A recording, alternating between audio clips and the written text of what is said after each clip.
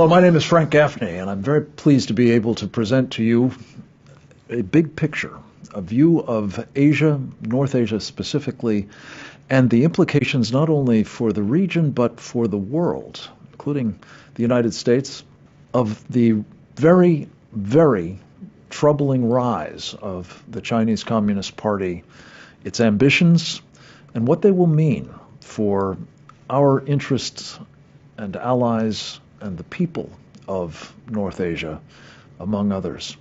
To talk about all of that, we have with us a man of extraordinary skill and thoughtfulness and experience. A United States Marine colonel, now retired, a man who served in the Foreign Service of the United States. He was also a very successful businessman in Asia, and he is these days a senior fellow of my own Center for Security Policy. His name is Colonel Grant Newsom, United States Marine Corps retired, a good friend, a valued colleague, and an extraordinarily important resource on the topics we'll be discussing today. Colonel Newsom, it's great to have you with us. Welcome to the big picture. Thank you. Glad to be here. We're going to start with China, Grant, because it is, of course, the Borg, as some would put it, that is now increasingly endangering so much of the world. We'll focus probably mostly on the area that you've spent much of your professional life in uniform and out, Asia, but we might touch on some of the other parts of the world that are feeling the hot breath of the Chinese Communist Party too. But let's start with how you would characterize the nature of the regime in China and the ambitions specifically of the dictator of the place, Xi Jinping. Well, there's nothing friendly or nice about the Chinese regime.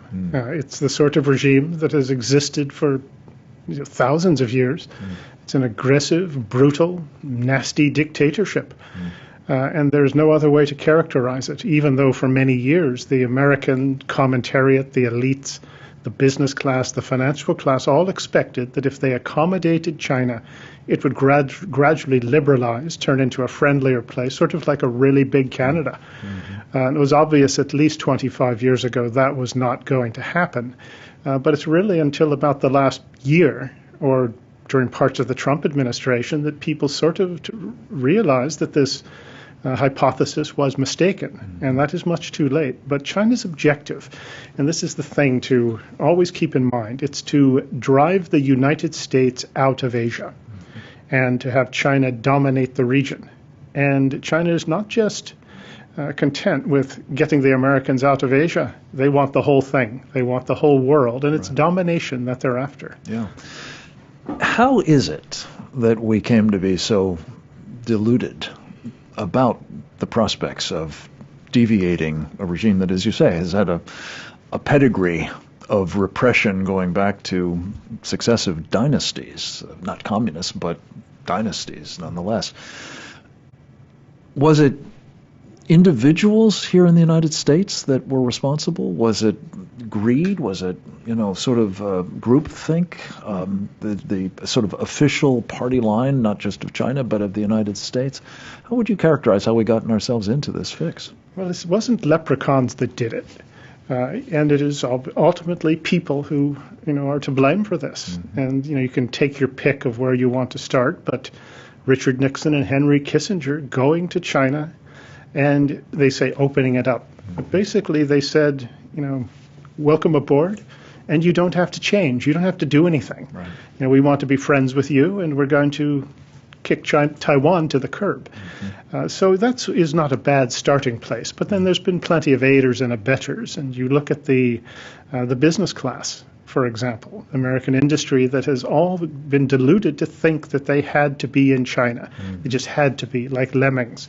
And in the process, what has happened is that the American manufacturing sector, these communities in what is now the so-called Rust Belt, were gutted just as effectively as if you dropped a bomb on them.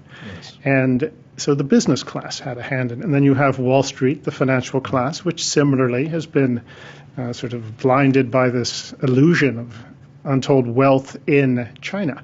But the financial class, you have to realize, they don't actually invest their own money in China. They invest other people's money, and they get a cut of the money going into China and the money coming out of China. So they're actually less concerned about the success of any given investment. And then you have academia. And they have actually benefited massively financially from these transactions, as you say, by not so much their clients, it seems, but the investors and their commissions and so on have done handsomely.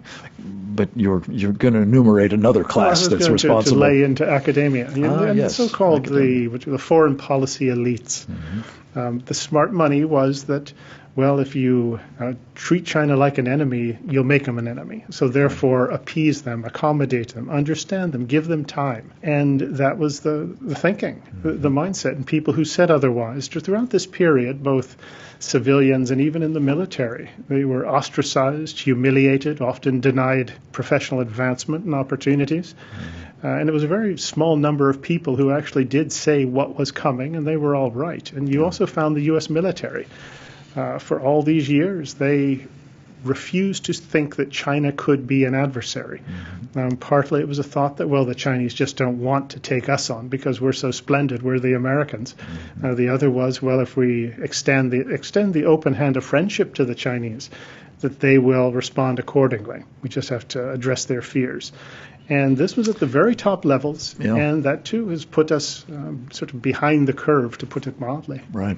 I think there was another sort of strain to this, and I think you've dissected it brilliantly, but this idea that if we simply went along because we believed they would be so deeply engaged with us, they couldn't possibly seek to do us harm, was another calculation, the pragmatists, maybe you would call them, that will just be so entangled and intertwined. How do you respond to that? I mean, what is the doctrine of the Chinese Communist Party? Does it seem to be writing off the possibility that they could use even military force, let alone other techniques? We'll talk a bit about unrestricted warfare in a moment, as long as they were deeply engaged with us? No, they actually have been engaging to their own advantage. And the idea is to put your adversary on the back foot, at the disadvantage. And ultimately, you can turn the tables. But you want it to happen so slowly and gradually that they don't really see what's coming. And they can, when you think there's money involved, Westerners in particular can always convince themselves that what they're seeing isn't really what it looks like. And it's been very clear, as I said, from the beginning what the Chinese objectives were. This is a communist regime. And one thing you do say to people who've sort of have argued the other position, that we just have to give them another chance, keep accommodating, don't frighten them, is, well, what empirical evidence do you have that your hypothesis is working? Right. What is it? And there is none. And that is... So you hardly know what to say, but that allure of money and a failure to admit one was wrong, probably two of the big sort of issues forces here. At work. Yeah. Let me ask you about another piece of this, what the Chinese did to promote this woolly-headed thinking, one might call it. Deng Xiaoping, who came on the scene and essentially was breaking with Mao by opening to the West, as they say, had a strategy that came to be called hide and bide. To what extent did that play into all of this? Were they really disguising their true intentions, or were they just enabling us to engage in the cognitive dissonance you've just described? I think it was more of the latter. I think that you notice throughout this period that the evidence has always been there, and there's been people who knew it and could see it. But on the Western side, on our side, there was just a refusal to admit that these people could have malevolent intentions for us. And keep in mind, Deng Xiaoping, who's considered the reformer, the open-up one, he was as nasty a creature as you will find. But compared to Mao, you don't get to the top of that particular pyramid without being ruthless. No, and you look at his experience, say, when he ran Tibet. Holy cow! These are nasty people, and So Tiananmen on well, his watch, right? It sure was. Yeah. And, that's... and interestingly enough, I mean, the reason I think it's important to think about Tiananmen, because in a way it was the apotheosis of the kind of, well, mindless pursuit of China that you've just, as I say, described so well, Grantism. When you had Brent Scowcroft, the National Security Advisor to President George H.W. Bush, racing over to Beijing in the immediate aftermath of that monstrous massacre to say it's not going to interfere with business as usual, whether they were hiding or they weren't hiding, they were certainly, I'm sure, taking this as further proof that they would have their way with us, no? Oh, you'd have to. You'd think you can get away with anything in that case. And actually that letter that Brent Scowcroft delivered to the Chinese dictator, it was handwritten by President George H.W. Bush. And it's on the internet. And it's worth looking up to read it, because it is as obsequious and just a spineless sort of an apology that you could imagine. He's almost saying, well, tut, tut, tut. Let's be friends. Yeah. And I'm so disappointed in you, but let's be friends. And what happened after that is the U.S. government encouraged U.S. business to get into China big time, and they did. And the company I used to work for, Motorola, actually was the anchor tenant of that move. It was. And basically they went into China. They did everything right. Everything the authorities wanted. They built factories. They hired lots of Chinese to good jobs. I'm told they actually replicated down to the bricks some of their facilities in the United States there. Well, and then what happened that, as you say, led to the Rust Belt? Well, they committed suicide. Yeah. And Motorola today, what is left of it is Chinese-owned, most of it. And they did everything you were supposed to do, but what they did is they built up their competition. And the technology that they didn't hand over was stolen, of course. But the Chinese are smart, and a lot of what we see here is a condescension towards the Chinese people, that, well, they could never be our equals.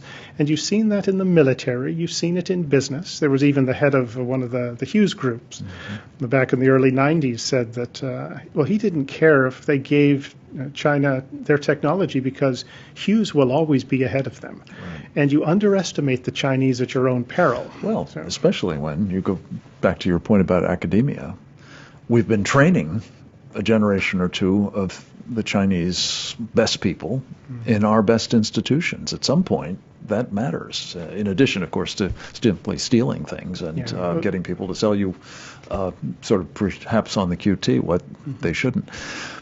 Grant, this is a picture of a very frightening entity led by determined, ruthless people who have the ambition of, as you say, world domination. And that means not just sort of running things, but actually crushing anybody who's in the way, including, most especially, I would argue, us. Which brings me to, what does that mean for nations more proximate to China than we are, with whom we have important alliance relationships? I mean, we could start with Japan, a country that you know well, you've lived in for a long time, you're based there now. How do the Japanese see the Chinese? There's a lot of bad history between them, of course, but what's the current view of the China threat in Tokyo? Well, the Japanese government, say the majority of it, and particularly the ruling administration, they've finally woken up to the China threat, and there is real concern of China. And particularly the Chinese, as everyone knows, they're trying to take over some of Japan's southern islands, and the Chinese fishing boats, Coast Guard, Navy, and Air Force are sort of always encroaching. It just gets worse and worse and worse every month practically. So the Japanese government is by and large worried. The Japanese military has known this for a long time, and the expression that you would hear from Japanese officers was, Taiwan's defense is Japan's defense. And they're very well aware of the Chinese threat. But what you found is that even though there's an awareness of this, that you don't see the concrete steps being taken to protect Japan, to be able to defend it from a sort of a Chinese onslaught someday, or to support the Americans the way they should. And it's worth pointing out that the Japanese, like us, they have a business class which is very interested in doing business with China, and that has put a sort of a damper on things. But very interesting is the Japanese population, when they do these surveys, they come out at about 90% having negative feelings about China. Wow. It's about 90%. But if you go into Japan's political class, it's much lower than that, because it's not just the military threat from Japan, but it's the subversion. It's the political warfare that has been very effective in Japan, as it has in Washington, D.C., in sort of buying off a constituency for China.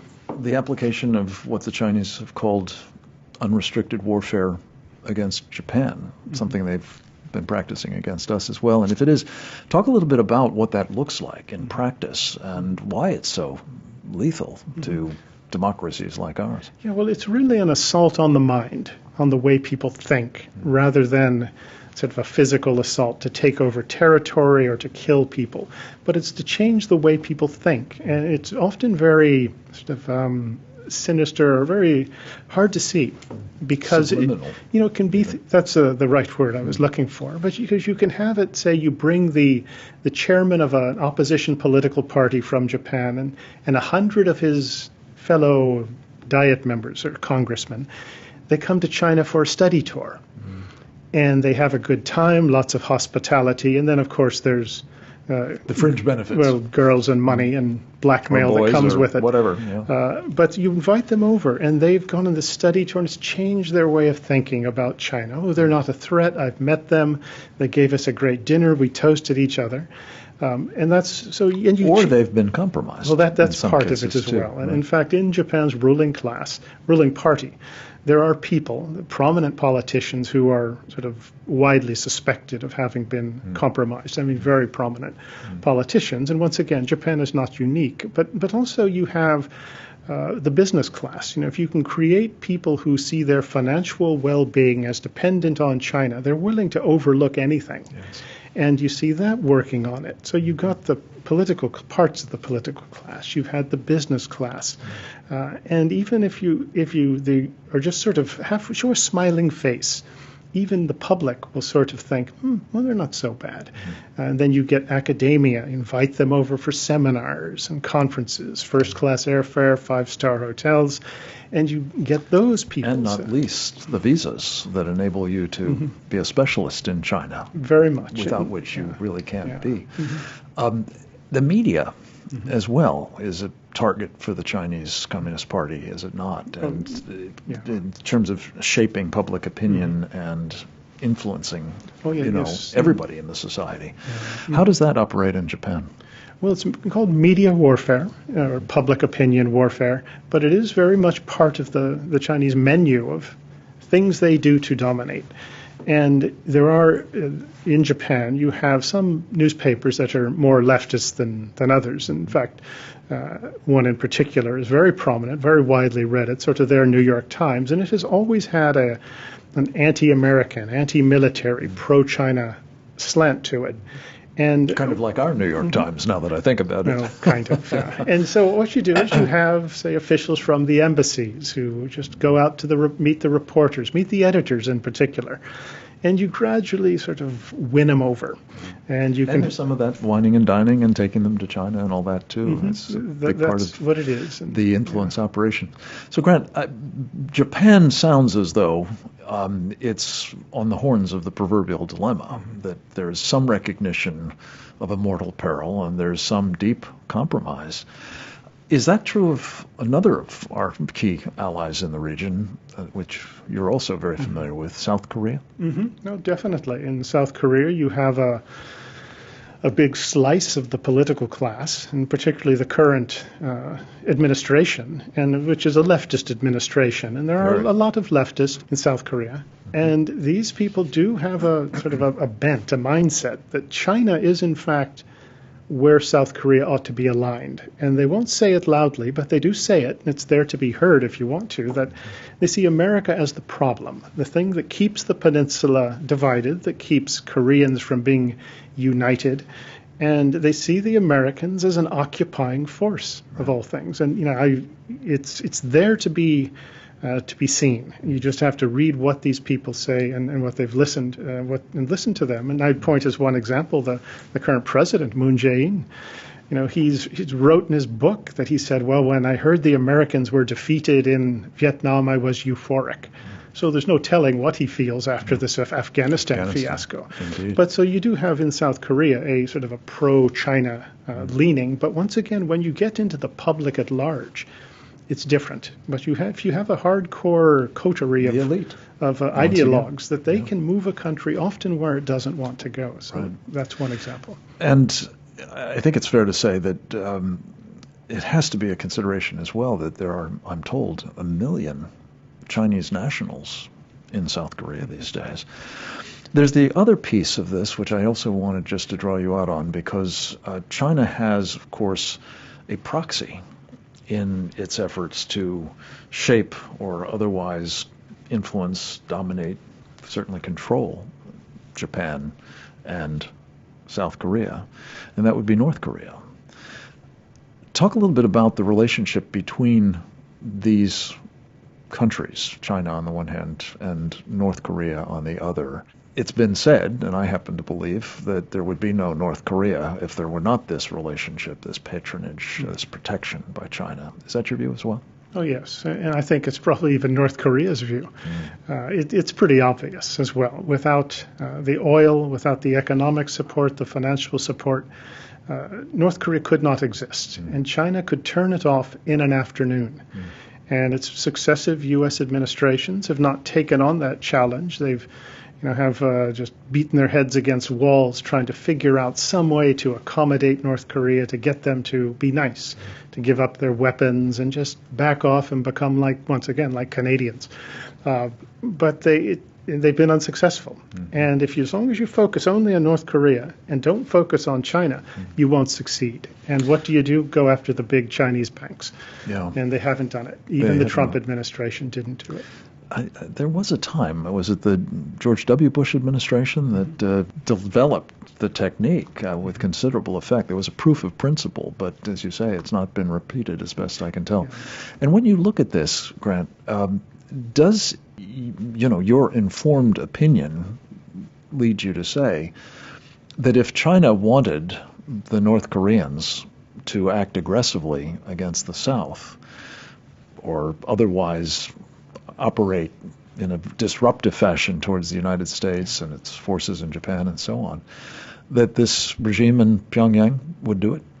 I think they probably would. Keep in mind, of course, that these are Koreans, and they're not Chinese lapdogs by any means. That the relationship between Chinese and Koreans, it's not all that great. There's a friction in it, even for North Korea and China. So we should always keep that in mind. But the dependency is such that North Korea really has no choice. And also, they also don't mind doing it. That's right. So what you would see, I think, one possibility is if China makes a move somewhere else, say against Japan or against Taiwan, that they wouldn't complain if North Korea were to, say, launch a missile into South Korea or into Japan. Just to keep the Americans distracted, to keep everyone from focusing only on what the Chinese are doing elsewhere. So that's a possibility. Grant, the reason I ask is the possibility of China actually acting against somebody else, Taiwan. And that's what we're going to talk about in the next segment of our conversation with you. If the Chinese want a distraction or something that at least preoccupies the United States and perhaps the Japanese or South Koreans or all of the above, when they go for it in Taiwan, this could well be one of the things that they pull out of their bag of tricks. We're going to take a short break. We're going to be back in a moment with more with Grant Newsome, United States Marine Corps retired colonel and one of our great strategists and analysts and practitioners of security policy in Asia. He is going to talk with us about Taiwan, the threats to it, and what we must do to try to mitigate those threats at the minimum, if not prevent them altogether. Stay tuned for more of The Big Picture right after this.